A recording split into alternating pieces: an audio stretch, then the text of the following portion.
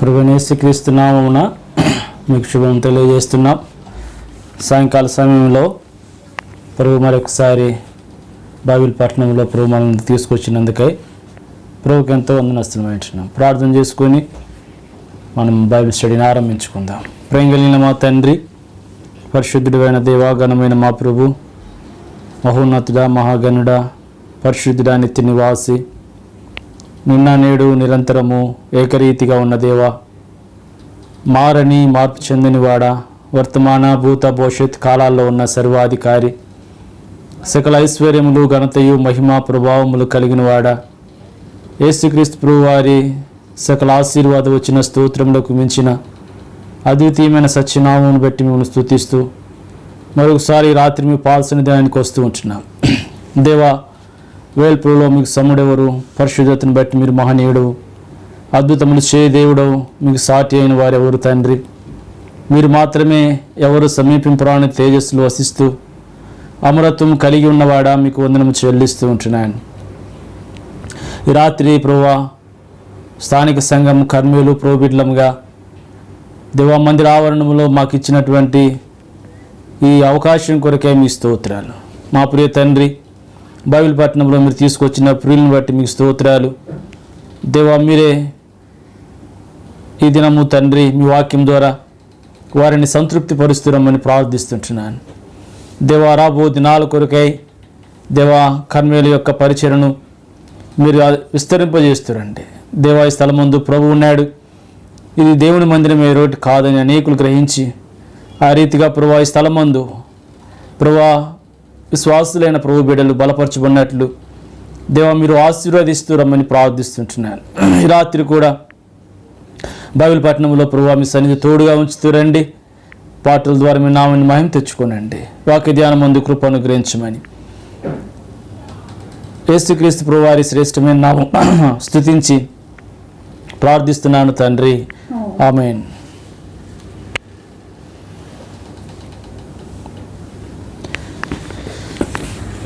పేద పాటల పుస్తకం నుంచి పాట సంఖ్య 179. పాట సంఖ్య 179. స్తోత్రము పాడే పోగాడేదాను, దేవాతి దేవా నిన్ను రాజాతి రాజా నిన్ను మ్రోక్కి కీర్తించేదాను. దేవాతి దేవా నిన్ను రాజాతి రాజా నిన్ను మ్రోక్కి కీర్తించేదాను.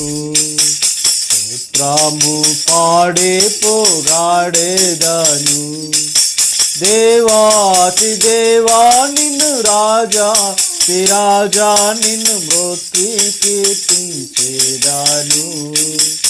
అద్భుతమైన ప్రేమ నాలో పరమా తండ్రి చూపు ప్రేమ, అద్భుతమైన ప్రేమ నాలో పరమా తండ్రి చూపు శుద్ధ ప్రేమ.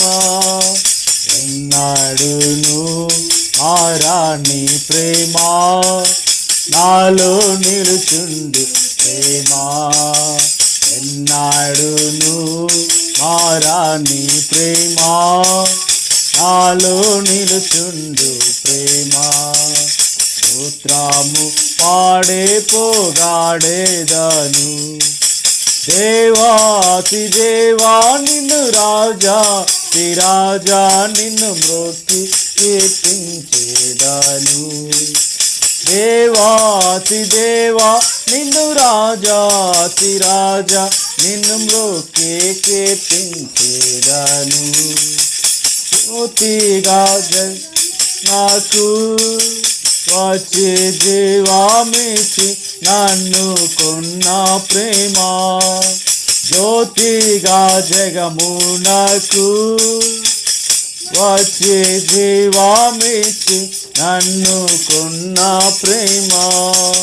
త్యాగి అయినా క్రీస్తు ప్రేమ, దివ్య మధురా ప్రేమ, త్యాగి అయినా క్రీస్తు ప్రేమ, దివ్య మధుర ప్రేమ స్తోత్రము పాడే పోగాడేదను దేవాతి దేవా నిన్ను రాజాతి రాజా నిన్ను మ్రొక్కి కీర్తించేదను దేవాతి దేవా నిన్ను రాజాతి రాజా నిన్ను మ్రొక్కి కీర్తించేదను మాయాలోక ప్రేమను నమ్మి నాశించిన నన్ను ప్రేమించెను మాయాలోక ప్రేమను నమ్మి నాశించిన నన్ను ప్రేమించెను నన్ను జయించిన దైవ ప్రేమ నాలో పొంగు ప్రేమ నన్ను జయించిన దైవ ప్రేమ నాలో పొంగు ప్రేమ స్తోత్రము పాడే పోగాడేదను దేవాతి దేవా నిన్ను రాజాతి రాజా నిన్ను మ్రొక్కి కీర్తించేదను దేవాతి దేవా నిన్ను రాజాతి రాజా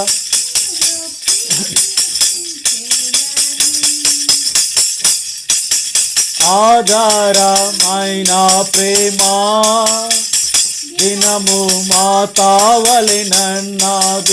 ఓను ప్రేమ ఆధారమైన ప్రేమ దినము మాతావలెనన్నాదు కోను ప్రేమ ఉన్నత మహా దైవ ప్రేమ నన్నాకర్షించే ప్రేమ ఉన్నత మహా దైవ ప్రేమ నన్నాకర్షించే ప్రేమ స్తోత్రము పాడే పోగాడేదను దేవాతి దేవా నిన్ను రాజాతి రాజా నిన్ను మ్రొక్కి కీర్తించేదను దేవాతి దేవా నిన్ను రాజాతి రాజా నిన్ను మ్రొక్కి కీర్తించేదను మాట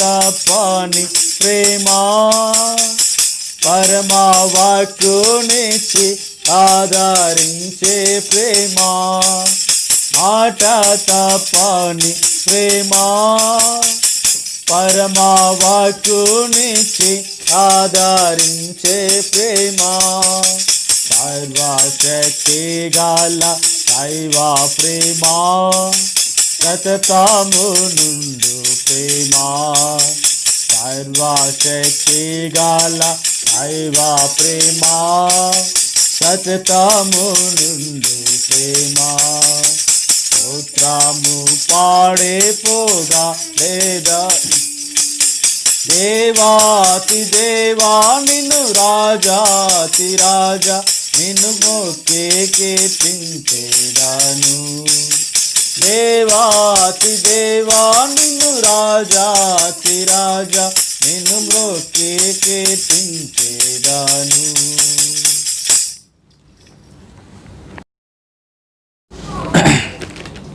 ఈరోజు బైబిల్ పట్టణం కొరకై ఋతు గ్రంథము 2వ అధ్యాయము.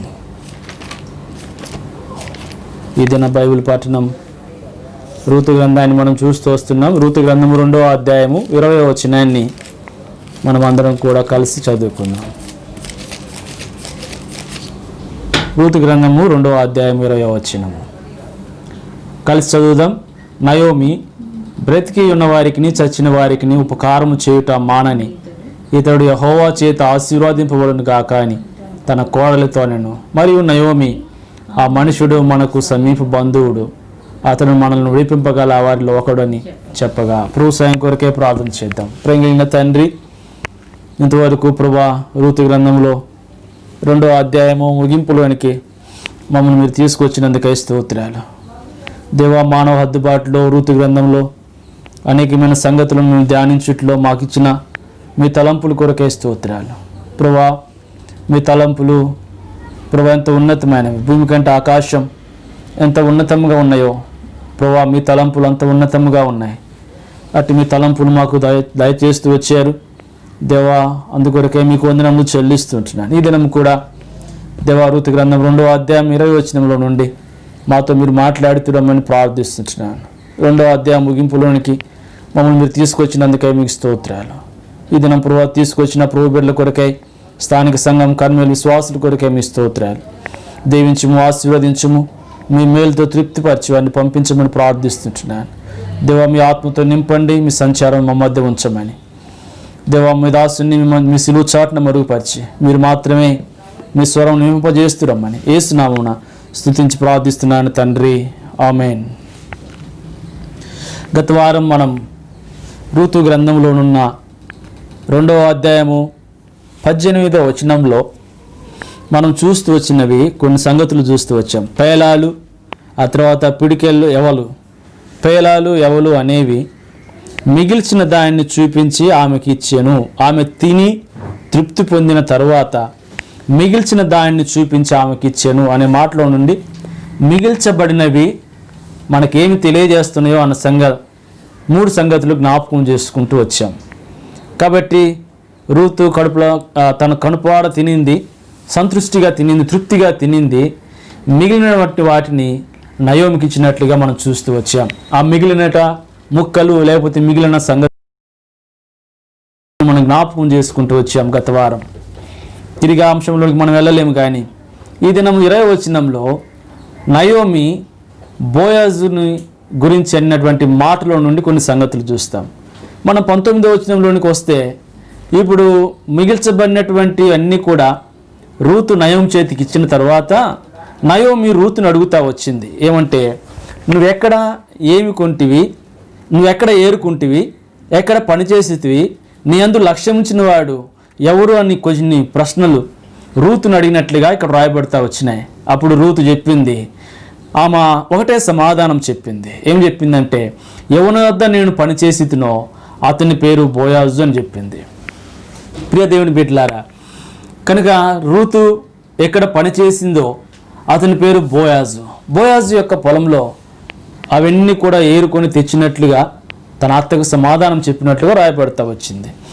సరే, ఈ దినము ఆ బోయాజు మన ప్రభువైన యేసుక్రీస్తు వారని, రూతు సంఘమునకు విశ్వాసులైన మనకి గుర్తుగా ఉంది అని, పొలము దేవుని యొక్క మందిరమునకు గుర్తుగా కనపడుతుందని మనము గతం దినాలన్నింటిలో కూడా జ్ఞాపకం చేసుకుంటూ వచ్చాం. ఈ దినము కూడా ఈ బోయాజు ప్రభువైనటువంటి యేసుక్రీస్తు వారే.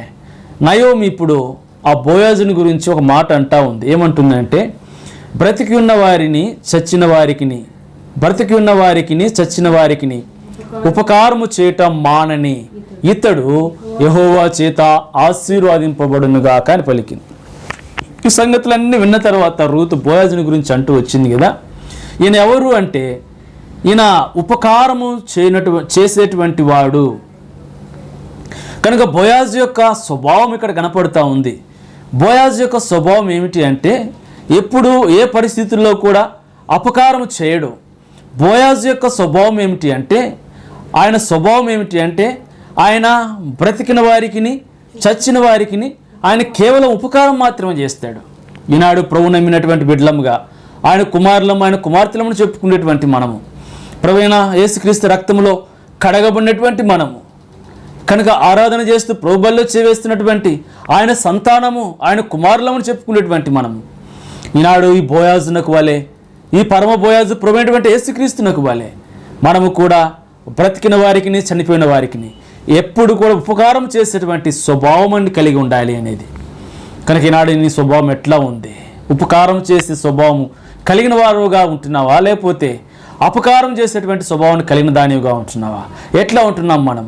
ఒకవేళ నువ్వు బోయాజు యొక్క కుమార్తెగా చేయబడితే నువ్వు నీ జీవితంలో ఎప్పుడు కూడా చనిపోయిన వారికి, బ్రతికిన వారికి ఉపకారమే చేయాలి తప్ప అపకారం చేయటానికి అవకాశం లేదు. అట్లు చేస్తేవా నువ్వు ఆయన స్వభావమును నువ్వు అలంకారంగా ధరించుకోలేదన్న సంగతిని గ్రహించు. కనుక క్రీస్తు యేసుని మనం ధరించుకున్న వారంగా, ఈ బోయాజును మనం ధరించుకున్న వారంగా ఆ స్వభావమును కూడా మనం ధరించుకోవాలి. ఏ స్వభావం అంటే ఉపకారం చేసేటువంటి స్వభావం. అందుకని యోహాను సువార్త 8వ అధ్యాయం 44వ వచనంలో ఈ స్వభావము కాకుండా మరొక స్వభావం గురించి అక్కడ రాయబడతా వచ్చింది. ఇది బోయాజు యొక్క స్వభావం ఉపకారం చేసేదైతే ఇక్కడ మరొక స్వభావం గురించి రాయబడతా వచ్చింది. 8వ అధ్యాయం యోహాను సువార్త చదవండి, 44వ వచనము. మీరు మీ తండ్రి యొక్క అపవాది సంబంధులు, మీ తండ్రి దురాశలు నెరవేర్చగోరుచున్నారు. ఆది నుండి వాడు నరహంతకుడై ఉండి సత్యమందు నిలిచిన వాడు కాడు, వాని యందు సత్యమే లేదు. వాడు అబద్ధమాడినప్పుడు తన స్వభావం అనుసరించి మాట్లాడును. వాడు అబద్ధికుడును, అబద్ధమునకు జనకుడే. వాడి యొక్క స్వభావము తన స్వభావం అనుసరించి మాట్లాడును అని చెప్పి ఇక్కడ రాయబడింది ఒకని గురించి. వాడి యొక్క స్వభావం ఏమిటి అంటే, మీరు మీ తండ్రి యొక్క అపవాది సంబంధులు. వాడి స్వభావము, అపవాది యొక్క స్వభావం ఏంటి అంటే, వాడు దురాశ నెరవేర్చుకోరువాడు, వాడు నరహంతకుడై ఉన్నవాడు, వాడు సత్యమందు నిలిచినవాడు కాడు, వాడి యందు సత్యమే లేదు, వాడు అబద్ధములాడువాడు. ఒకవేళ ఈ మన జీవితంలో కలిగి ఉంటే ఈ బోయాజు యొక్క స్వభావం మనలో లేదు, కానీ అబద్ధమునకు జనకుడైనటువంటి అపవాది యొక్క స్వభావమును ధరించుకున్న వారిగా ఉన్నట్లుగా మనకు అర్థమవుతుంది. ఈ రాత్రి మన యొక్క స్వభావం ఎలాగా ఉంది? ఒకవేళ బోయాజు క్రీస్తు యేసు ప్రభువారి యొక్క స్వభావాన్ని కలిగి ఉంటే నువ్వు అందరి ఇలా ఉపకారము చేసేటువంటి స్వభావం అయింది. ఒకవేళ అట్లు కాకుండా నీ జీవితంలో నువ్వు దురాశలు నెరవేర్చగోరినట్లయితే, నువ్వు ఆది నరహంతకుడిగా కనపడుతున్నట్లయితే, నువ్వు సత్యమందు నిలిచినవాడుగా ఉండకపోతే కనుక నువ్వు నీలో అబద్ధమును ప్రేమిస్తూ జరిగిస్తూ అబద్ధ సాక్ష్యము అబద్ధమును మోపువాడివిగా నువ్వు కనపడతా ఉంటే, ఈనాడు నువ్వు ఎటువంటి స్వభావము కలిగిన వాడివంటే అపవాదిని వాని యొక్క స్వభావమును కలిగిన వాడిగా కనపడుతున్నావు. ప్రియ దేవుని బిడ్డలారి, రాత్రి 2 స్వభావాలు, క్రీస్తు యేసు ప్రభువారి యొక్క స్వభావమును, అపవాది యొక్క స్వభావం గురించి రాయబడతా వచ్చింది. ఇంకా ఈ స్వభావం గురించి మనం పౌలు అపోస్తలుడు ఎఫెసీయులకు రాస్తూ ఈ 2 స్వభావాల గురించి ఒక మాట రాస్తాడు. ఎఫెసీ పత్రిక 4వ అధ్యాయం 22వ వచనంలో ఈ 2 స్వభావములు దేనితో పోలుస్తూ వచ్చాడు అని అంటే, ఎఫెసీ పత్రిక 4వ అధ్యాయము 22వ వచనము. కావున మునుపటి ప్రవర్తన విషయంలోనైతే మోసకరమైన దురాశల వలన చెడిపోవు మీ ప్రాచీన స్వభావమును వదులుకొని. కనుక అపవాది వాని యొక్క స్వభావం ఏమిటి అని అంటే, అది ప్రాచీన స్వభావం. అదేమిటి అంటే మోసకరమైన దురాశల వలన చెడిపోయినటువంటి స్వభావం, అది ప్రాచీన స్వభావము. ఇక మనం కొంచెం కిందకి వస్తే 24వ వచనంలో అంటాడు, నీతియు యథార్థమైన భక్తి గలవారై దేవుని పోలికగా సృష్టింపబడిన నవీన స్వభావం. అదే బోయాజు యొక్క స్వభావము. నవీన స్వభావం యొక్క అర్థం ఏమిటి అంటే, నీతియు యథార్థమైన భక్తి, దేవుని పోలికగా మనం ఉన్నట్లయితే అది నవీన స్వభావం. ఈ రాత్రి ప్రాచీన స్వభావం నీ నుంచి వెళ్ళిందా? అపవాది యొక్క స్వభావం విడిచిపెట్టావా? కనుక బోయాజు యొక్క స్వభావమును నువ్వు ధరించుకుంటే నువ్వు నవీన స్వభావమును ధరించుకున్న వాడిగా కనపడుతున్నావు. అందుకే కొలసీలకు రాస్తూ పౌలు అపోస్తలుడు 3వ అధ్యాయము 9-10 వచనాలు అంటాడు. కొలసీ పత్రిక 3వ అధ్యాయము 9-10 వచనాల్లో కూడా ఒకరితో ఒకడు అబద్ధమాడకుడి, ప్రాచీన స్వభావమును దాని క్రియలతో కూడా మీరు పరిత్యజించండి. ప్రాచీన స్వభావమును దాని క్రియలతో కూడా. కనుక ప్రాచీన స్వభావము అపవాది యొక్క స్వభావం, వాడు ఎటువంటిదో నేను ముందు చూపిస్తా వచ్చా, దాన్ని మీరేం చేయాలంట? పరిత్యజించాలా, వాటిని విడిచిపెట్టాలా. విడిచిపెట్టి ఇప్పుడు ఏం చేయాలంట? జ్ఞానము కలుగు నిమిత్తము దానిని సృష్టించిన వాని పోలిక చొప్పున నూతన పరచబడుచున్న నవీన స్వభావమును ధరించుకోవాలా. ప్రియ దేవుని బిడ్డలారి, రాత్రి మనల్ని ఒకసారి పరీక్షించుకుందాం. విశ్వాస క్రైస్తవ యాత్ర జీవితంలో కనుక బోయాజు యొక్క స్వభావం మనలో ఉందా? ఇంకా అపవాది జనకుడైనటువంటి ఆ ప్రాచీన స్వభావం కలిగినటువంటి వాని స్వభావం మనలో కలిగి ఉన్నామా? అయితే ఇప్పుడు రూతు గ్రంథంలోనికి మన అంశంలోనికి వెళితే ఈ స్వభావము కలిగినటువంటి రూతుకి, ఈ స్వభావం కలిగినటువంటి బోయాజు ఇప్పుడు ఏమని చెప్పబడుతూ వచ్చింది అని అంటే, అతడు బ్రతికున్న వానికిని చచ్చిన వానికిని ఉపకారము చేయుట మానని ఇతడు. కనుకనే ఈ రాత్రి బోయాజులో ఉన్నటువంటి ఈ నూతన స్వభావము, నవీన స్వభావము, కనుక ఉపకారము చేసేటువంటి స్వభావము, ఆయనలో ఎప్పుడుందంట? మాననే మానల. కనుక ఇతడు ఎవరు అంటే ఉపకారము చేయుట మానని స్వభావము కలిగిన వాడు. ఈ రాత్రి ఈ స్థలంపులో నుంచి ఒక 3 సంగతులు జ్ఞాపకం చేద్దాం. కనుక మానకుండా విడవకుండా మనము మానకుండా చేయవలసినటువంటి 3 సంగతులను జ్ఞాపకం చేస్తాను. ఇక్కడైతే బోయాజు ఉపకారము చేయటం మానలేదు తన జీవితంలో. ఎవరికి అంటే చచ్చిన వారికి, బ్రతికిన వారికి. అది ఆయన యొక్క స్వభావము. కాబట్టి మన జీవితాల్లో కూడా ఈ రాత్రి మానకుండా చేయవలసినటువంటి 3 సంగతులు. మొదటి తలంపులో చూస్తాం. చూడండి, యెహోషువ గ్రంథము 6వ అధ్యాయము 5వ వచనం. యెహోషువ గ్రంథము 6వ అధ్యాయం. మానకుండా మనం చేయవలసినటువంటి 3 సంగతులు. మానక ఆ కొమ్ములతో వారు ధ్వని చేయుచుండగా మీరు బూరల ధ్వని వినినప్పుడు జనులందరూ ఆర్భాటంగా కేకలు వేయవలెను. ఆ పట్టణ ప్రాకారం కూలును గనుక జనులు తమ ఎదుటకి చక్కగా ఎక్కుదురు అనేను. కాబట్టి బోయాజు జీవితంలో ఉపకారము చేయటం మానలేదు గనుక ఇప్పుడు ఏమైందంట? యెహోవా వలన ఆశీర్వాదింపబడినని రాయబడింది. ఈ రాత్రి మానకుండా చేయవలసినటువంటి 3 కార్యాలు మనము చేయడం ద్వారా యెహోవా వలన మనమును కూడా ఆశీర్వాదింపబడేటువంటి వారిగా ఉంటున్నాం. కనుక మానక చేయవలసినటువంటి మొదటి కార్యం ఏమిటి అంటే మానక ఆ కొమ్ములతో వారు ధ్వని చేయుచుండగా. ఈ 6వ అధ్యాయం మొత్తం మొదటి భాగం నుంచి మనం చదివితే ఇది యెరికో పట్టణ ద్వారము గట్టిగా మూసివేయబడింది. అప్పుడు యెహోవా యెహోషువతో చెప్పినటువంటి మాట ఏమిటి అంటే, నేను యెరికోను దాని రాజును పరాక్రమము గల శూరులను నీ చేతికి అప్పగించున్నాను. మీరందరూ యుద్ధ సన్నద్ధులై పట్టణమును ఆవరించి ఒక మారు దాని చుట్టూ తిరగవలెను. 6 దినములు చేయొచ్చు రావాలేను. 7 యాజకులు పొట్టేల కొమ్ములు బూరలను పట్టుకొని ముందుగా నడవలను. 7వ దినమున మీరు 7 మార్లు పట్టణం చుట్టూ తిరుగుచుండగా ఆ యాజకులు బూరలను నూదవలేను. కనుక ఇక్కడ రాయబడింది యెరికో కోట చుట్టూ ఇశ్రాయేలు ప్రజలు యెహోషువకు చెప్తున్నాడు, ఇప్పుడు యెరికో యొక్క కోట గోడలు కూలిపోవాలి అంటే ఇప్పుడు యాజకుడు ఏం చేయాలంట? బూర పట్టుకొని మానక దాన్ని ఏం చేస్తాడంట? ఆ కొమ్ముతో వాడు ధ్వని చేస్తూ రావాలి. కనుక ఇప్పుడు యాజకులైనటువంటి వారు ఆ బూరలను పట్టుకొని ఆ కొమ్మును ఇప్పుడు ఏం చేస్తూ రావాలి అని అంటే మానక ఆ కొమ్ముతో వారు ధ్వని చేస్తూ రావాలి. మానక యాజకుడు ఆ కొమ్ము తీసుకొని ధ్వని శబ్దాన్ని చేస్తూ రావాలి. ఇది మానక చేయవలసిన పని. ఇప్పుడు ఎప్పుడైతే యాజకుడు మానక ఆ కొమ్ముతో ఆ ధ్వని చేస్తాడో అక్కడ ఇశ్రాయేలు ప్రజలు చేయవలసిన పని ఏమిటి అంటే జనులందరూ ఆర్భాటంగా కేకలు. ఎప్పుడైతే ఈ కొమ్ము ధ్వని వినపడుతుందో ఇశ్రాయేలు ప్రజలు ఏం చేయాలి అంటే యాజకుడు ఎప్పుడైతే ఈ కొమ్ముతో ధ్వని చేస్తాడో మానక చేస్తాడో ఇప్పుడు ఇశ్రాయేలు ప్రజలు ఏం చేయాలి అని అంటే ఇశ్రాయేలు ప్రజలందరూ కూడా ఆర్భాటముగా కేకలు వేయాలి. కనుక మానక ఇశ్రాయేలీలు ఆర్భాటముతో కేకలు వేయాలి. కనుక ఒకవేళ ఇశ్రాయేలు ప్రజలు ఆర్భాటముగా ఏమని కేకలు వేసి ఉంటారో మనం గిన చూస్తే ఒక మాట రాయబడతా వచ్చింది. మొదటి రాజుల గ్రంథం 18వ అధ్యాయము 39వ వచనంలో ఏమని ఇశ్రాయేలు ప్రజలు కేకలు వేసి ఉంటారు? మానక ఆర్భాటముగా ఇశ్రాయేలు ప్రజలు కేకలు వేయాలి అంటే వాళ్ళు ఇప్పుడు ఆ ధ్వని యాజకుడు కొమ్ము ధ్వని వినపడినప్పుడు ఇప్పుడు ఇశ్రాయేలు ప్రజలు ఏమని కేకలు వేశారు అని అంటే 18:39 వచనం.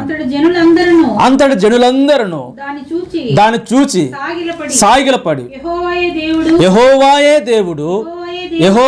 దేవుడు అని. కనుక ఇప్పుడు ఇశ్రాయేలు ప్రజలందరూ కూడా ఆర్భాటంగా కేకలు వేశారు. ఎప్పుడైతే యాజకులు ఆ బూర ధ్వని ఆ కొమ్ముతో ఆ బూర ధ్వని చేశారు ఇశ్రాయేలు ప్రజలందరూ కూడా ఆర్భాటంగా కేకలు వేశారు. ఏమని కేకలు వేసి ఉంటారు అని అంటే ఇక్కడ రాయబడినటువంటి మాట యెహోవాయే దేవుడు. ఇది వాళ్ళు వేసినటువంటి కేక. ఈ కేక మన జీవితాల్లో మానక మనం వేయవలసిన వారిని. ఇశ్రాయేలు ప్రజలారా ఆ బూర ధ్వని వినపడినప్పుడు వారు మానక యాజకులు ఆ కొమ్ముతో ఆ ధ్వని చేస్తూ వచ్చినప్పుడు ఇప్పుడు ఆర్భాటంగా ఏమని కేకలేశారు ఇశ్రాయేలు ప్రజలంటే యెహోవాయే దేవుడు అని కేకలు వేసినట్లుగా రాయబడతా వచ్చింది.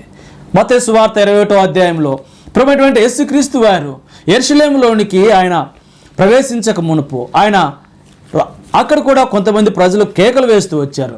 మత్తయి సువార్త 21వ అధ్యాయం 9వ వచనం, జన సమూహములలో ఆయన ముందుకు వెళ్ళుచుండిన వారును దావీదు కుమారునికి జయము, ప్రభు పేట వచ్చువాడు స్తుతింపబడును గాక, సర్వోన్నతమైన స్థలములలో జయము. చూసారా, ఇక్కడ ఒక సమూహము కనపడుతుంది. ఆయనకు ముందు వెనక వస్తున్నటువంటి సమూహము దావీదు కుమారునికి జయము, దావీదు కుమారునికి మాత్రమే జయం. యెహోవాయే దేవుడు, యెహోవాయే దేవుడు, ఇంకా వేరే దేవుడు లేనటువంటి కేక. ఇక్కడ చూస్తే దావీదు కుమారునికి మాత్రమే జయము, ప్రభుపేట వచ్చువాడు ఆయన మాత్రమే స్తుతింపబడువాడు, సర్వోన్నతమైన స్థలములలో ఆయనకు మాత్రమే జయము అనేటువంటి ఒక కేక ఇక్కడ వినపడుతుంది జన సమూహంలో నుండి. ఇంకా కొంచెం ముందుకు వెళితే ప్రకటన గ్రంథకర్త రాస్తాడు.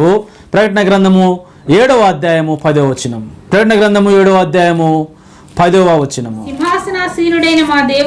సింహాసనాసీనుడైన మా దేవునికి గొర్రెపిల్లకును మా రక్షణకై స్తోత్రమని మహాశబ్దంతో ఎలుగెత్తి చెప్పిరి. ఇప్పుడు 12వ వచనం చివరి భాగంలో, యుగ యుగముల వరకు మా దేవునికి స్తోత్రమును మహిమయు జ్ఞానమును కృతజ్ఞతాస్తుతియు ఘనతయు శక్తియు బలమును కలుగును గాక. ఎవరికంట? మా దేవునికి యెహోవాయే దేవుడు. ఆ దేవునికి, మా దేవునికి, ఆయనకు మాత్రమే ఏం కలుగును గాక? మహిమయు జ్ఞానమును కృతజ్ఞతాస్తుతియు ఘనతయు శక్తియు బలమును, ఇవన్నీ ఆయనకే కలుగును గాక. కనుక ఈనాడు మానక మనం చేయవలసినటువంటి మొదటి కార్యం ఏమిటి అంటే, కనుక స్తుతియు మహిమయు ఘనతయు ప్రభావమును బలమును ఆయనకే. మన జీవితాల్లో మానక ఈ పని చేయవలసిన వారిగా ఉంటున్నాం. అనేక పర్యాయాలు ప్రభువుకు రావాల్సినటువంటి ఆ ఘనతని ఈనాడు మనుషులకి, వ్యక్తులకి, వస్తువులకి, పదార్థములకు, మరొక దానికి మనం అనేక పర్యాలు ఆపాదించేటువంటి వారిగా ఉంటున్నాం. మానక నీ జీవితంలో ఆయనకే ఘనత రావాలా, నీ జీవితం ద్వారా ఆయనకే మహిమ రావాలా, నీ ద్వారా ప్రభువుకే మహిమ రావాలా, ఆయనకే మహిమ రావాలా. ఈ పని నువ్వు మానక చేయవలసినటువంటి వాడిగా ఉంటున్నావు. అందుకే ఇక్కడ చూస్తే మనం ఒక మాట చూస్తాము. ఇదే ప్రకటన గ్రంథము 4వ అధ్యాయము, ప్రకటన గ్రంథము 4వ అధ్యాయము 8వ వచనము, ప్రకటన గ్రంథం 4వ అధ్యాయం 8వ వచనం, ఈ 4 జీవులలో ఆరేసి రెక్కలుండెను, అవి చుట్టూను కన్నులతో నిండి ఉన్నవి, అవి భూత వర్తమాన భవిష్యత్ కాలంలో సర్వాధికారియు దేవుడు ప్రభు పరిశుద్ధుడు పరిశుద్ధుడు పరిశుద్ధుడు అని మానక రాత్రింబవళ్ళు. ఇక్కడ ఒక గుంపు కనపడుతుంది. మానక రాత్రింబవళ్ళు ఆయనకే మహిమ, ఆయనకే స్తుతి, ఆయనకే ఘనత, ఆయనకే బలము ఆరోపిస్తూ ఉన్నాయి. మన జీవితాల్లో ఇదంతైనా కలిగి ఉండటం అవసరం. అప్పుడే బోయాజ్ ఏం చేయబడుతూ వచ్చాడు? యెహోవా వలన ఆశీర్వాదింపబడుతూ. మన జీవితంలో యెహోవా వలన ఆశీర్వాదం మానక చేయవలసినటువంటి మొదటి కార్యము. నీ ద్వారా, మన ద్వారా మనకు కాదు ఘనత రావాల్సింది, మనకు కాదు మహిమ రావాల్సింది. ఆయనకే ఘనత, ఆయనకే మహిమ, ఆయనకే బలము ఆరోపించవలసినటువంటి వారిగా ఉంటున్నాం. ప్రియ సంగమ ప్రభు బిడ్డలారా, ఈ అనుభవం నీ జీవితంలో ఉన్నదా అని ఈ మొదటి తలంపు యొక్క ముగింపును చూపిస్తాను. 29వ అధ్యాయము కీర్తనకారుడు రాస్తాడు. 29వ అధ్యాయం 2వ వచనము, కీర్తనలు 29:2, కీర్తనలు 29వ అధ్యాయము 2వ వచనము. అప్పుడు ఆయన కీర్తనల గ్రంథము 29వ అధ్యాయము 2వ వచనం, యెహోవా నామమునకు చెందవలసిన ప్రభావమును ఆయనకు ఆరోపించుడి. మన జీవితంలో యెహోవా నామమునకు చెందవలసిన ప్రభావము ఆయనకు మాత్రమే. మన జీవితంలో ఎన్ని పర్యాయాలు కనుక మానక ఆయనకే ఘనతను ఆరోపిస్తూ వచ్చే ఉన్నామా అని, లేకపోతే ఈ ఆశీర్వాదాలు మన జీవితం నుంచి కోల్పోయే వారిగా ఉంటున్నాం. మానక ఉపకారము చేయటం మానలేదు కనుక యెహోవా వలన అతను ఆశీర్వాదింపబడుతూ వచ్చినట్లుగా ఈనాడు నువ్వు మానక చేయవలసిన మొదటి కార్యము నువ్వు నీ ద్వారా ప్రతి నిమిషం ప్రతి క్షణం ఆయనకే మహిమ, ఆయనకే ఆయనకే ఆయనకే. కనుక మన జీవితంలో ఉందా ఈ అనుభవం అని, మన జీవితాలు ఇటువంటి అనుభవం కలిగిన వారిగా ఉంటున్నామా అని. ఒక దినాన పేతురు యోహానులు కనుక దేవాలయంలోకి ఎక్కిపోతూ ఉన్నారు. అక్కడ ఒక కుంటివాడు ఉన్నాడు కదా, వాడు ఎక్కిపోతూ ఉంటే వీళ్ళ వైపు చూస్తూ వచ్చారు. తనకేమైనా దొరుకునా అని చూస్తూ వచ్చాడు. అపోస్తుల కార్యంలో చూస్తాం మనం ఆ మాటని, అపోస్తుల కార్యంలో 3వ అధ్యాయంలో. కనుక ఇప్పుడు వాళ్ళు అంటారు, నజరేయుడైన మా దగ్గర వెండి బంగారం లేవు కానీ నజరేయుడైన యేసు నామమున లేచి. ఇప్పుడు వాళ్ళు అనుకున్నాడు, ఆయన వైపు చూస్తూ ఉంటే ఈ ఇద్దరు వ్యక్తులు ఎవరిని చూపిస్తున్నారు ఇప్పుడు వాళ్ళు? అయ్యా నిన్నుగైనా బాగు చేస్తే నువ్వు మమ్మల్ని దేవుడిని అనుకుంటావేమో. కాదు కాదు కాదు, ఇదిగో చూడు నజరేయుడైన యేసును చూడు, ఆయన ద్వారా ఈ శక్తి మాకు వచ్చింది కనుక ఆయన నామం పేరటే నీకు ఇది కలుగుతుంది అన్నాడు. ప్రియ సహోదరి సహోదరు, మన జీవితంలో ఘనత మహిమ ప్రభావములు బలమును ఆయనకు ఆరోపిస్తున్నాం అనేకసార్లు, అవి మనుషులకు ఆరోపిస్తున్నామా? అందుకే రోమపత్రికలో చూస్తాం కదా, 1వ అధ్యాయము దేవుని యొక్క మహిమను ఏం చేస్తూ ఉంటామంటే అనేకసార్లు. రోమపత్రిక 1వ అధ్యాయము చూడండి, రోమపత్రిక 1వ అధ్యాయం.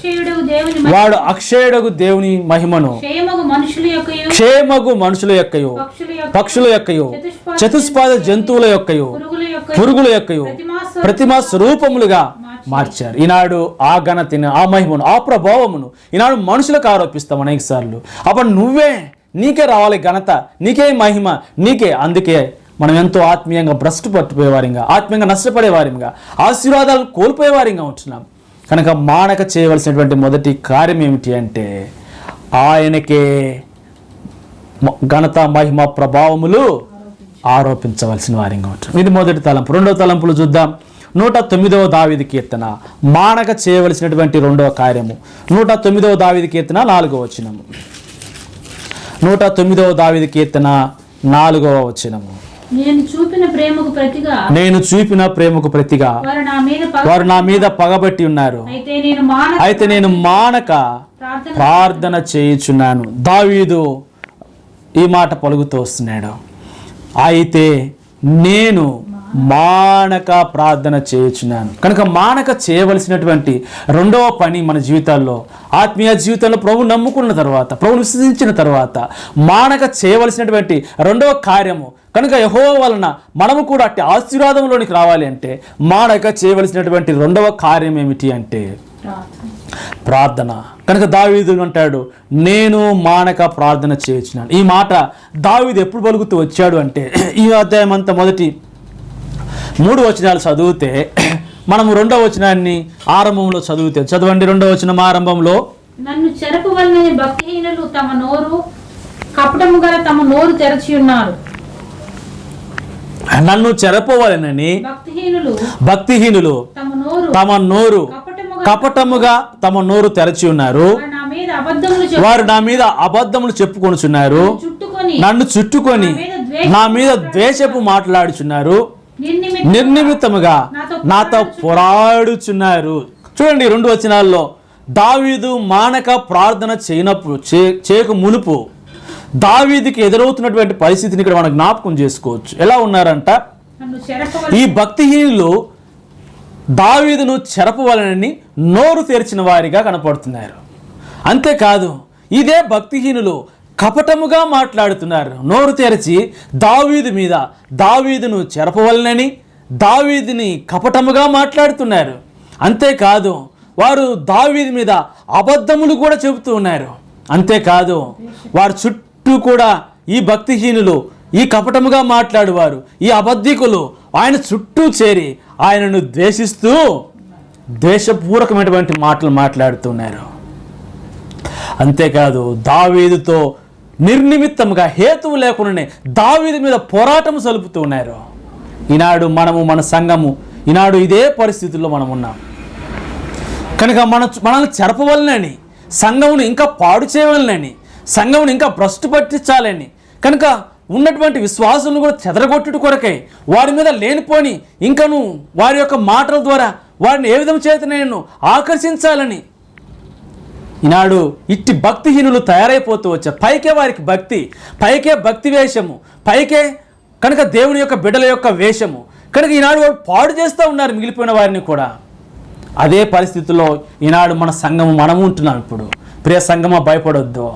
కనుక దావీదు ద్వారా మనకు నేర్పుతున్నాడు ప్రభు పాఠం ఏమిటి అంటే, మానక వాళ్ళు ఏం చేస్తున్నాడు దావీదు కనుక చెరపట్టిబడినటువంటి కనుక కపటముగా మాట్లాడిన వారు, దేశపు మాటలు మాట్లాడేవారు. అంతేకాదు 4వ వచనంలో అంటాడు దావీదు, నేను వారికి ప్రేమను చూపిస్తే ప్రతిగా వారు నాకు పగబట్టి ఉన్నారు.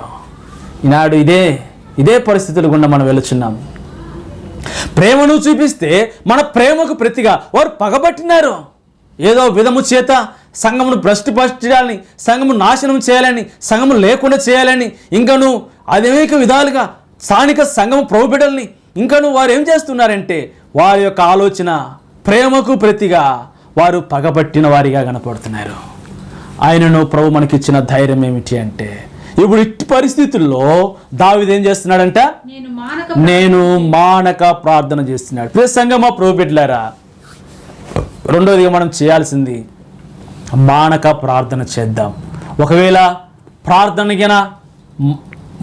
చేయుట మానినట్లయితే ఒక ఆయన అంటాడు సమూయేలు గ్రంథంలో, చూడండి మొదటి సమూయేలు గ్రంథము 12వ అధ్యాయము, ఒకవేళ మనం ప్రార్థన చేయటం మానకూడదు, ఇటువంటి పరిస్థితులు వచ్చినాయి కదా అని మానక మనం ప్రార్థన చేయటం మనం మానకూడదు. నా మట్టుకు నేను 12వ అధ్యాయం 23వ వచనం, నా మట్టుకు నేను మీ నిమిత్తము ప్రార్థన చేయుట మానుట వలన యెహోవాకు విరోధముగా నా మట్టుకు నేను ప్రార్థన చేయుటైన మానుతే యెహోవాకు విరోధంగా నేను ఏం చేసిన వాడిని అవుతా. పరిస్థితులు ఎవరైనా కానీ వాళ్ళు ఎట్లయినా మన మీద ఎటువంటి పరిస్థితులైన వారు మన మీద తీసుకురాని. ప్రియ సంగమా, ప్రభు బిడ్డలారా, మనం చేయాల్సింది ఏమిటి అంటే మానక ప్రార్థన చేద్దాం. ఒకవేళ మానితి మా ప్రార్థన చేయుట యెహోవాకు విరోధంగా మనం ఏం చేసిన వారిమి, పాపము చేసిన వారిమే. వారు భక్తిహీనులే కావచ్చు, వారు మనల్ని చెడపవచ్చు, మనల్ని నాశనం కోరుకునవచ్చు. కానీ మనం చేయవలసింది మానక ప్రభు దగ్గర ప్రార్థన చేస్తూ, ఒకవేళ దాన్ని ప్రార్థన చేయటం మనం మానితిమా, మనం యెహోవాకు విరోధంగా పాపం చేసిన వారిని అవుతాం. అందుకే యోసేపు అంటాడు కదా, చూడండి ఆదికాండం 39వ అధ్యాయం 9వ వచనంలో, ఆదికాండం 39వ అధ్యాయం 9వ వచనం యోసేపు ఒక మాట అంటాడు, నీవు అతని భార్యవైనందున నిన్ను తప్ప మరి దేనిని నాకు అప్పగింపక ఉండలేదు. కాబట్టి నేను ఎట్లు ఇంత ఘోరమైన దుష్కారం చేసి దేవునికి విరోధంగా పాపం కట్టుకొందును. కనుక అంటాడు కదా యోసేపు, నేనెట్లు ఇంత ఘోరమైన దుష్కార్యము చేసి దేవునికి విరోధముగా నేనేం కట్టుకుంటాను, పాపం కట్టుకుంటాను. కనుక ప్రార్థన చేయకపోతే కనుక దుష్కారణంగా నేనెట్లు దుష్కార్యము చేసి, ఘోరమైన దుష్కార్యము చేసి దేవునికి విరోధంగా నేనెట్లు పాపం మూట కట్టుకుంటాను. కనుక అట్లు నేను చేయలేను. నేను మానక దేవుని సన్నిధిలో ప్రార్థిస్తాను. మన తీర్మానం అది అవును గాక, మన తీర్మానం అట్లు ఉండును గాక. అట్లు చేయకపోతే దేవునికి విరోధంగా దుష్కార్యం చేసి పాపం చేసిన వారిని అవుతాం. అందుకే యెహోషువ గ్రంథంలో ఆకాను గురించి ఒక మాట రాయబడింది. యెహోషువ గ్రంథము 7వ అధ్యాయం 20వ వచనము, ఆకాన్ అంటాడు, యెహోషువ గ్రంథము 7వ అధ్యాయము 20వ వచనము, ఆకాను యెహోషువతో ఇశ్రాయేలు దేవుడైన యెహోవాకు విరోధముగా నేను పాపము చేసినది. ఒకవేళ నువ్వు ప్రార్థన చేయటం మానుతే యెహోవాకు విరోధంగా నువ్వు పాపము చేసినది నిజము అవుతుంది. ఇప్పుడు ఆకాన్ అంటాడు, యెహోవాకు విరోధముగా నేను పాపం చేసినది నిజము. ఒకవేళ నువ్వు ప్రార్థన చేయటం మానితే యెహోవాకు విరోధంగా నువ్వు పాపము చేసినది కూడా నిజమే. అదే నిజమైతే దాని అంతమేంటో తెలుసా? 26వ వచనం చదువుతాము. వారిని రాళ్లతో కొట్టిన తరువాత అగ్ని చేత కాల్చి వారి మీద రాళ్లను పెద్ద కుప్పగా వేసిరి. యెహోవా కోపాద్రేకము విడిచిన వాడై మళ్ళీ అందుచేతను నేటి వరకు ఆ చోటికి ఆకోరు లోయ అని పేరు. ఆకోరు అంటే ఏంటి? అక్కడ బాధాలోయ. ఒకవేళ యెహోవాకు విరోధముగా పాపం చేసినది నిజమో అయితే దాని యొక్క అంతం ఏంటి అంటే ఆకోరు లోయ యొక్క అనుభవము. మన జీవితంలో బాధలే, మన జీవితంలో శ్రమలే, మన జీవితంలో శోధనలే, మన జీవితంలో నిందలే, మన జీవితంలో అవమానములే. కనుక రెండవదిగా మనం మానకుండా ఉండవలసింది, మానకుండా చేయవలసిన రెండవ కార్యం ఏమిటి అంటే వారు ప్రార్థన చేయుట. కనుక మన జీవితాల్లో మానక ప్రార్థన చేయుట ఎంతైనా అవసరం.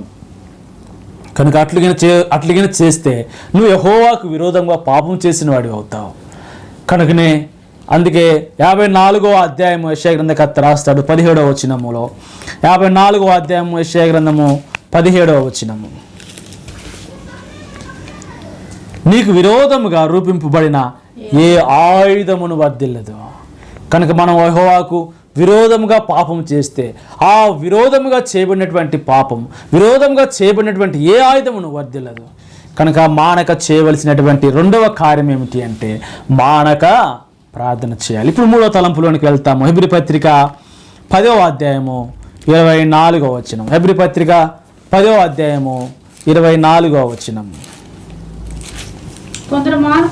కొందరు మానుకొనుచున్నట్లుగా సమాజముగా కూడుట మానక చేయవలసినటువంటి మూడవ కార్యము ఏమిటి అంటే కొందరు సమాజముగా కూడుట మానకూడదు. కనుక మానక చేయవలసినటువంటి మూడవ కార్యం ఏమిటి అంటే సంఘముగా కూడుట, సమాజముగా కూడుట అనేది ప్రభువు నమ్మిన తర్వాత, విశ్వసించిన తర్వాత, మన పాపములు క్షమించబడిన తర్వాత అట్లు మానుట మన జీవితంలో అది ఆశీర్వాదకరము కాదు. మానక చేయవలసినటువంటి మూడవ కార్యం ఏమిటి అంటే సమాజముగా కూడుట అనేది మనం ఏం చేయకూడదు, మానకూడదు. ఎందుకు మనము సంఘముగా సమాజంగా కూడాలి, ఎందుకు అట్లు కూడుట మనం మానకూడదు అంటే నేను ఇక్కడ 3 తలంపులు మీకు జ్ఞాపకం చేస్తాను. మొదటి తలంపు చూడండి, అక్కడే చదువుతాం మనము, ఒకరినొకడు హెచ్చరించుచు. ఒకవేళ మనం సమాజముగా కూడుట మానినట్లయితే మనము ఒకరిని ఒకరు హెచ్చరించుట అనేది కోల్పోతాం. ఒకరినొకరు హెచ్చరించుట అనేది కోల్పోతాం. ఎప్పుడైతే మనం సమాజంగా సంఘంగా కూడుతామో, ఒకరినొకరిని కలుసుకొని ఉంటామో, ఒకరినొకరు మనం హెచ్చరిక చేసుకుంటూ ఉంటాం. అందుకే పౌలు అపోస్తలుడు చూడండి, 11వ అధ్యాయం అపోస్తల కార్యం 23వ వచనములో అంటాడు. అపోస్తల కార్యములు 11వ అధ్యాయము 23వ వచనం. అపోస్తల కార్యములు 11వ అధ్యాయం 23వ వచనము.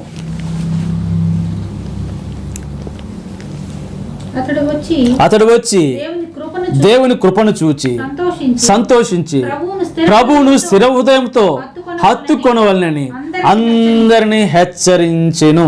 ఎవరు ఏనంటే బర్నబా అంత్యోకయ వరకు వచ్చి, అంత్యోకయలో ఉన్నటువంటి విశ్వాసులు సమాజం మధ్య ఉండి, ఆ అంత్యోకయలో ఉన్నటువంటి శిష్యులు మొట్టమొదటగా క్రైస్తవులు అనబడ్డారు. వారు సమాజంగా కూడారు, సంఘముగా కూడారు, సమాజము కూడారు. కాబట్టి ఇప్పుడు వారి మధ్యకు వచ్చినటువంటి బర్నబా ఇప్పుడు వారిని ఏం చేస్తున్నాడు అంటే అందరినీ హెచ్చరిస్తూ ఉన్నాడు. ఏమని అంటే ప్రభువును స్థిర హృదయముతో మీరు హత్తుకొనుడి అని వారిని హెచ్చరిక చేస్తున్నాడు. ప్రియ సంగమ ప్రభు బిడ్డలారా, మీరు సమాజముగా కూడుట ఏం చేయకూడదు, మానకూడదు. అట్లు మనం మానితే దేని కోల్పోతాము అంటే హెచ్చరికలను కోల్పోతాము. ఏమని హెచ్చరికలు కోల్పోతే ప్రభువును స్థిర హృదయంతో మనం ఏం చేయలేము, హత్తుకొనలేము. హెచ్చరికలను కోల్పోతే ప్రభువును స్థిర హృదయంతో హత్తుకొనము. కాబట్టి బర్నబా ఇప్పుడు వాళ్ళని ఏమని హెచ్చరిక చేస్తున్నాడంటే ప్రభువును స్థిర హృదయంతో హత్తుకొనవలనని అంత్యోకయలో ఉన్నటువంటి సమాజమును వాళ్ళు సంఘంగా కూడితే వారి మధ్యకు చేరి వాళ్ళని ఏమని హెచ్చరిక చేస్తున్నారంటే ప్రభువును స్థిర హృదయంతో. ఒకవేళ మనం మన జీవితాల్లో సమాజముగా కూడటం మాడినట్లయితే ఈ హెచ్చరిక మనం పొందకపోతే ప్రభువుని మన జీవితాల్లో స్థిర హృదయంతో ఏం చేయలేము, హత్తుకొనలేము. రెండవ తలంపుని ఇప్పుడు హెబ్రీ పత్రిక 10వ అధ్యాయం 24వ వచనంలో, కనుక సమాజంగా కూడుట ద్వారా అది మొదటి ఆశీర్వాదం అయితే ఇప్పుడు సమాజంగా కూడుట ద్వారా మనం మానక సమాజం కూడుట ద్వారా రెండవ మేలు ఏమిటి అని అంటే ఇప్పుడు కిందకు వెళ్తాము, చదవండి. ఆ దినము సమీపించుట మీరు చూసిన కొలది మరి ఎక్కువ అలాగు చేయొచ్చు, ప్రేమ చూపుటకు సత్కారం చేయుటకు ఒకరినొకడు పురికొల్పుకొన. కనుక ఒకరినొకడు హెచ్చరికించటమే కాదు సమాజము కూడుట, రెండవ మేలేమిటి అని అంటే ఒకరిని ఒకరు ఏం చేసుకోవచ్చు, పురికొల్పుకోవచ్చు. కనుక ఒకరినొకరు ఎంకరేజ్మెంట్, ఒకరినొకరు పురికొల్పుకోవచ్చు. సమాజంగా కూడుట మనం మానితే ఈ పని మనం చేయలేము. సమాజంగా కూడుట మనం మాడినట్లయితే ఒకరినొకరు హెచ్చరించుకోలేము. రెండవదిగా సమాజంగా కూడుట మనం మాడినట్లయితే మనం ఒకరినొకరు పురికొల్పుకోలేము. అందుకే సమాజంగా కూడుట మనము మానకూడదు. సమాజంగా కూడుట మనము మానకుండా ఉన్నట్లయితే రెండవ మేలేమిటి అని అంటే ఒకరిని ఒకరు ఏం చేసుకోవచ్చు? పురికొల్పుకొనవచ్చు, ఒకరినొకరు పురికొల్పుకొనవచ్చు. ప్రియా దేవుని బిడ్డలారా, అందుకే 12వ అధ్యాయము మనం చూస్తాము. గలతీ పత్రిక 6వ అధ్యాయము 2వ వచనంలో ఒకని భారములను ఒకడు భరించి ఇలా క్రీస్తు నియమమును పూర్తిగా నెరవేర్చుడి. మూడో తలం ఒకరినొకరిని పురికొల్పుకోవచ్చు. మూడవదిగా గలతీ పత్రిక 6వ అధ్యాయం 2వ వచనంలో చూడండి. గలతీ పత్రిక చదువు ఇప్పుడు. ఒకని భారములను ఒకరు భరించి ఇలాగు క్రీస్తు నియమమును మనము పూర్తిగా నెరవేర్చు. రెండవదిగా ఒకరిని ఒకరు పురికొల్పుకోవచ్చు. మూడవదిగా ఒకరిని భారములు ఒకరు భరించుకోవచ్చు. ఎప్పుడు అంటే సమాజంగా కూడినప్పుడే చేయగలం. కనుక ఒకరిని భారములు ఒకరిని భరించుకోవటం ఎప్పుడు జరుగుతుందంటే మనం సమాజంగా కూడుతాం. మూడవ మేలేమిటి అంటే ఒకరిని భారములు ఇంకొకరు భరించడానికి అవకాశం ఉంటుంది. నీ భారం ఏంటో ఇంకొకరు చెప్పవచ్చు, వారి భారాలు ఏంటి ఇంకొకరు అట్లా ఒకరి భారములను ఒకరు భరించుకొని చెప్పుకొని ఒకరినొకరు భరించుకుంటా అవకాశం కలిగిన వారిగా ఉంటాం. అందుకే 12వ అధ్యాయము అపోస్తుల కార్యములు 12వ వచనంలో మనం చూస్తాం ఆ మాటని. ఒకరి భారములు ఎట్లా భరించుకుంటున్నారు. 12 అపోస్తుల కార్యములు. ఇట్లా ఆలోచించుకొని అతను మార్కు అను మారు పేరు గల యోహాను తల్లి అయిన మరియ ఇంటికి వచ్చెను. అక్కడ అనేకులు కూడి ఉన్నారు. చూసారా, అక్కడ అనేకులు కూడి ఉన్నారు, సమాజము కూడి ఉన్నారు. వారు ఒకరి భారంలో ఒకరు వారికున్న భారం ఒకటే. పేతురు వెళ్ళి చెరసాలలో వేయబడుతూ వచ్చారు. ఈ భారం ఇప్పుడు అందరూ పంచుకుంటున్నారు అక్కడ. అయ్యో పేతురు చెరసాలు వేయబడ్డాడే అని. చూసారా, ఇప్పుడు అందరూ కూడారు. ఇదిగో మన ఎదుట ఉన్నటువంటి భారం ఇదే. మన మధ్య ఉన్నటువంటి పేతురు ఇప్పుడు చెరసాల్లో వేయబడ్డాడు అని చెప్పి ఇప్పుడు వాళ్ళంతా కూడా కూడిన వారిగా ఆ భారమును అందరూ పంచుకున్నట్లుగా రాయబడుతూ వచ్చింది. ప్రియ సంగమ ప్రభు బిడ్డలారా, మానక చేయవలసినటువంటి 3వ కార్యం ఏమిటి అంటే సమాజముగా కూడుట మనం ఏం చేయకూడదు?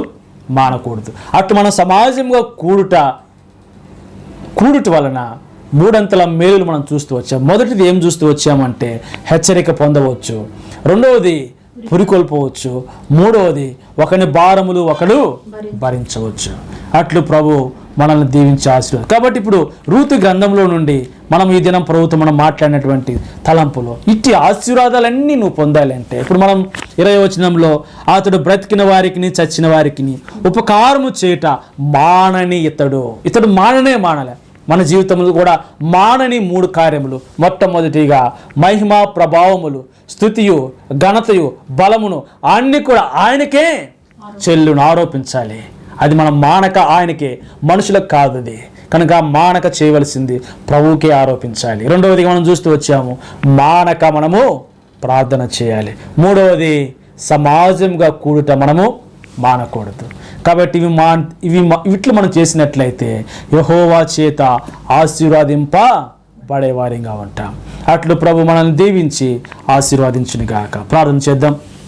ప్రియమైన మా తండ్రి, పరిశుద్ధుడైన మా గొప్ప దేవ, మహోన్నతుడా, మీ పరిశుద్ధ పాదములకు స్తోత్రములు వందనములు చెల్లిస్తుంటున్నాను. ఈ రాత్రి రూతు గ్రంథం 2వ అధ్యాయం 20వ వచనం ద్వారా బోయాజు బ్రతికిన వారికి చచ్చిన వారికి ఉపకారము చేయుట మానని ఇతడు యెహోవా వలన ఆశీర్వాదింపబడునుగాక అని నయోము పలుకుతూ వచ్చింది. వాస్తవమే మా జీవితాల్లో కూడా దేవా ఉపకారం చేయుట మానని 3 సంగతులు అవి మా జీవితాల్లో మానకూడదని, తద్వారా యెహోవా వలన ఆశీర్వాదాలు మేము పొందేవారిగా. మొదటిగా ప్రభువా మీకే, మాకు కాదు, యెహోవా మాకు కాదు, మీ కృపా బాహుల్యమును బట్టి మీకే మహిమ, అన్ని పరిస్థితుల్లో మీకు ఆరోపించేవారి ఉండాలి అని మానక ఈ పని చేయాలని సెలవిస్తూ వచ్చారు. రెండవదిగా మానక ప్రార్థన చేయాలని, మూడవదిగా మానక సమాజంగా కూడాలని మా జీవితాల్లో అట్లు మేము కలిగి ఉందుము గాక. అట్లు స్థానిక సంఘం కర్మేలు ప్రభు బిడ్డల మీద ఆ రీతిగానే దీవించి ఆశీర్వదిస్తున్నామని ప్రార్థిస్తున్నాను. తిరిగి వెలుచున్న వారి గృహాలకి మీ సన్నిధి వారికి తోడుగా ఉంచు. ఈ కరోనా పరిస్థితులన్నింటిలో దేవా స్థానిక సంఘం కర్మేలు ప్రభు బిడ్డల్ని దేవ మీ రెక్కల చాటున భద్రపరిచి దేవా వైరస్, ఎటువంటి తెగులు వారిని సమీపించకుండా దేవా మీరు వారిని కాపాడుతూ భద్రపరుస్తూ సంరక్షిస్తూ రమ్మని ప్రార్థిస్తున్నారు. రాబో దినాల్లో స్థానిక సంఘం కర్మేలో విస్తరింపబడి ఆశీర్వదింపబడి అనేక ఆత్మలు చేర్చబడి ప్రభు ఈ స్థలం ముందు ఉన్న సంగతి రుజువు చేసుకుంటూ రమ్మని ప్రార్థిస్తున్నాను. ఇది భయంకరమైన స్థలము, దేవుడు స్థలం ముందు ఉన్నాడు అని, దేవుని మహిమ ఇక్కడ ఉందని, దేవుని యొక్క సన్నిధి ఉందని, దేవుని యొక్క ప్రత్యక్షత ఉన్నదని అనేకులు గ్రహించినట్లుగా దేవా మీరే కర్మేలను దీవించి ఆశీర్వదించి అభివృద్ధి పరుస్తురమ్మని యేసుక్రీస్తు ప్రభు వారి శ్రేష్టమైన నామమున స్తుతించి ప్రార్థిస్తున్నాను తండ్రి. ఆమేన్. మన తండ్రి అయిన దేవుని యొక్క ప్రేమ, ఆయన కుమారుని యేసుక్రీస్తు వారి కృప, పరిశుద్ధాత్మ యొక్క అన్యోన్య సహవాసము సమాధానం స్థానిక సంఘం కర్మేలు ప్రభు బిడ్డల మీదను సార్వత్రిక సంఘం మీదను ఇప్పుడు ఎల్లప్పుడు సదాకాలం తోడై ఉండును గాక. ఆమేన్. Praise the lord.